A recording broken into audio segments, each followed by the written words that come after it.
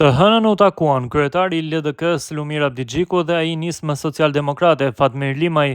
Takimi i tyre i realizuar në një nga lokalet e Prishtinës nuk u konsiderua i rëndësishëm për t'i njoftuar mediat se çfarë u diskutua.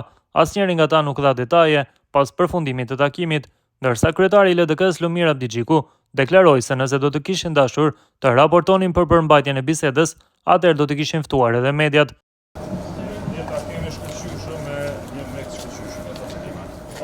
Me pas dosht, ju me ditë ju këshëm thimë rana takem. Faleminderit shumë.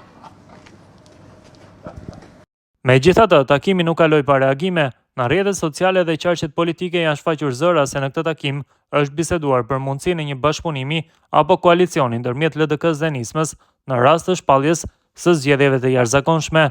Sipas këtyre reagimeve, qëllimi i një marrëveshje të tillë do të ishte forcimi i LDK-s për t'u renditur si partia e dytë në nivel vendi përpara PDK-s. Për këto raportime ka folur në një prononcim për gazetën Botasot analisti politik Blerim Burjani, i cili vlerëson se mund të ketë aludime dhe tentativa për ta interpretuar takimin në këtë mënyrë, por që në realitet gjasat për një listë të përbashkët janë të vogla. Aludime, perceptime mund të ketë apo edhe tentativa për t'u shpjeguar dhe interpretuar kështu. Mendoj që Fatmiri e ka shumë të vështirë të hyjë në listën e LDK-s në zgjedhjet e jashtëzakonshme. Ai përpara se të hyjë në listë e LDK-s mund t'i kthehet PDK-s.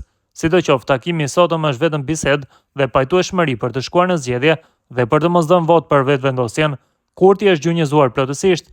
Ai ka pohuar qartë se do të shkojë në zgjedhje pas dështimit të tij dëshpërues, shpreh Burjani. Sipas tij, skenari më i mundshëm mund të jetë krijimi i një koalicioni më të gjerë opozitar. Mund të ketë koalicion pas zgjedhjeve mes LDK-s dhe nismës, mirëpo unë nuk besoj se Fatmiri do të hyjë në listën e LDK-s për zgjedhje, pra gjasat janë as pak të mundshme duke i njohur atë.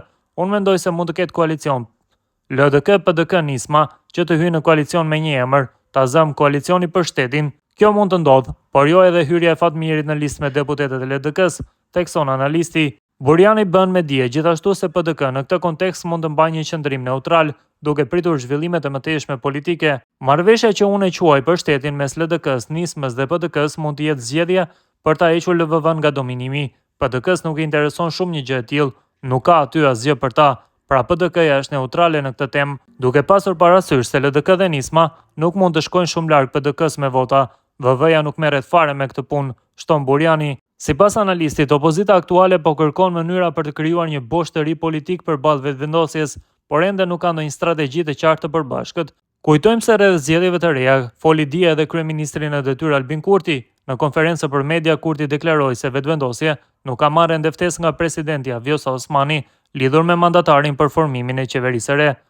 Ai ka thënë se sipas kushtetutës, çështja e mandatarit për herën e dytë është në diskrecionin e presidentes, por shtoi se nga zhvillimet e fundit duket se vendi po shkon drejt zgjedhjeve të reja në dhjetor.